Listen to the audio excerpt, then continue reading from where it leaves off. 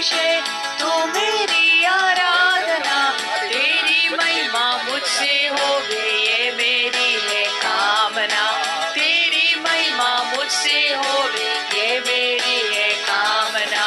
मेरे गीतों का विषय तू मेरी आराधना, तेरी महिमा मुझसे होवे ये मेरी है कामना, तेरी महिमा मुझसे होवे ये मेरी है कामना।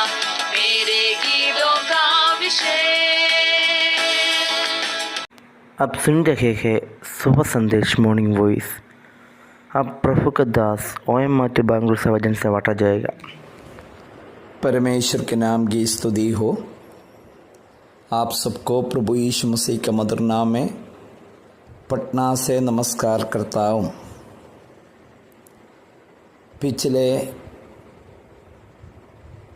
6 साल बेंगलुरु में रहने के बाद प्रभु की इच्छा के अनुसार मैं पटना वापस पहुंच गया हूं। बेंगलुरु में इसलिए गए थे कि हमारे माता पिता का तबीयत खराब थे, उन्हें देखभाल करने के लिए। मेरी माँ और मेरी सास और ससुर जी इस 6 साल के अंदर में तीनों प्रभु के पास चले गए।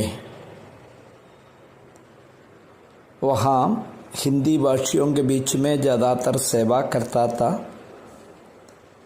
2 जगहों पर हिंदी क्लास भी आरंभ किया। लेकिन प्रभु ने एक बात हमें बताया कि आपको बिहार में वापस जाना है। 25 साल बिहार में रहने के बाद प्रभु की दया से पटना शहर में और गांवों में कुछ कलीसिया का स्थापना होने में प्रभु ने मदद किया। मैं अकेला नहीं, कुछ स्थानीय भाई लोग जो विलेज से प्रभु में आया, बाद में प्रभु ने उन्हें सेवकाई में बुलाया।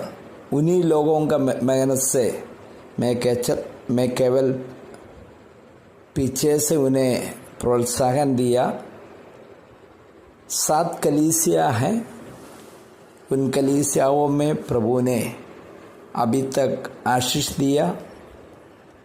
प्रभु का सेवक लोग ईमानदारी से सेवा कर रहे हैं और उन्हें प्रभु का वचन का ज़रूरत है। विश्वासियों को खास करके बाइबल स्टडी का ज़रूरत है। यह सब प्रभु ने मुझे बताया। इसी प्रकार मैं पत्नी के साथ पटना वापस आया। पटना में रहते हुए 2003 में पटना में एक स्थानीय लोगों के बीच में कलीसिया स्थापना हुआ। उस कलीसिया में आराधना करते हुए जो विलेज में भी सेवकाई में कंसंट्रेट करना चाहते हैं, मेरे लिए आप लोग प्रार्थना कर रहा था। आगे भी प्रार्थना में याद कीजिए। जहाँ पर हम लोग रहते हैं वहाँ का लोगों को आशीष देना हमारा कर्तव्य बनता है। आज का मनन के लिए इफिसियों का किताब 4 अध्याय 19 पद से कुछ बात आपके सामने रखना चाहता हूँ।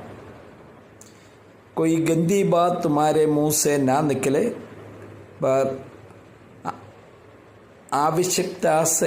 आवश्यकता के अनुसार वही जो उन्नति के लिए उत्तम हो, ताकि उसे सुनने वालों पर अनुग्रह हो।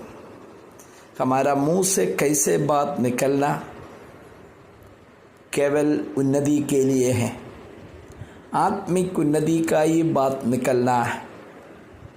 कई बार विश्वासी होने के बाद, इवन सेवक होने के बाद भी हमारा मुंह से ऐसा शब्द निकलता है जिसके द्वारा लोगों का उन्नति नहीं, लोगों को प्रभु से अलग करने वाला बात हम लोग करता है। एवं पौलुस ने बता रहा हमारा जीवन में उन्नति का ही बात हो। यदि बिहार के बारे में कहा जाए, इतना साल के बाद भी कई माइनस बात हम लोग देखता है बिहार में, जैसे ट्रैफिक नियम बिल्कुल पालन नहीं करता, कई बातों में नेगेटिव है। कभी कभी लगता है कि क्यों ऐसा लोग कैसे हैं, लेकिन प्रभु ने एक बात मुझे समझाया, आप बिहार को श्राप करने के लिए नहीं आया, आशीष देने के लिए आया।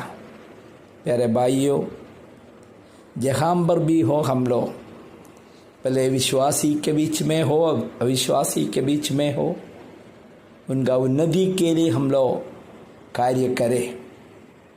30वां पद में बताता है, और परमेश्वर की आत्मा को शोकित मत करो, जिससे तुम पर छुटकारे के दिन के लिए चाप दी गई है।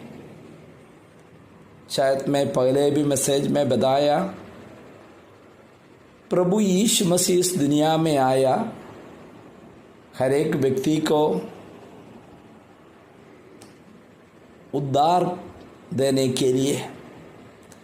मनुष्य का सबसे बड़ा एक ज़रूरत है उद्धार।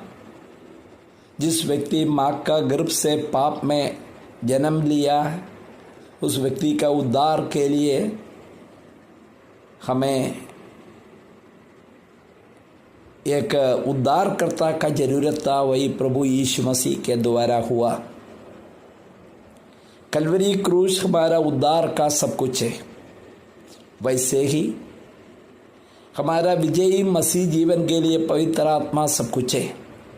इस पवित्र आत्मा को इसलिए दिया है, मेरा और आपका आत्मिक उन्नति हो, विजयी मसीह जीवन हो। प्यारे भाइयों, आत्मा हमारे अंदर में है, लेकिन जब तक हम उन्हें अनुमति नहीं देता है, वो शोकित रहता है। हमारा जीवन में आत्मिक उन्नति के लिए इस पवित्र आत्मा का अधीनता में आना, पवित्र आत्मा को हमारा जीवन को समर्पित करना बहुत ज़रूरी है। मुझे सुनने वाला भाई लोग, यह सच्चाई को समझते हुए आत्मा का अधीनता में आकर प्रभु की इच्छा के अनुसार एक विजयी मसीह जीवन बिताने के लिए प्रभु सहायता करे। स्वर्गीय पिता, धन्यवाद करते हैं सुंदर समय के लिए, तमाम आशीषों के लिए धन्यवाद करते हैं प्रभु जी। आज का दिन आपकी इच्छा के अनुसार चलने में मदद कर प्रभु जी। आप जो चाहते हैं वही करने के लिए आत्मा का अधीनता में देखकर, आत्मा का अगुवाई में मसीह जीवन बिताने में सहायता कर। सुनने वाला सबको आशीष दे। हमारा देश, देशवासियों को और जो शासक हमारे ऊपर आपने नियुक्त किया, उन सबके लिए प्रार्थना करते हैं। आपने प्रार्थना सुन लिया, धन्यवाद करते प्रभु यीशु मसीह के मधुर नाम में, आमीन।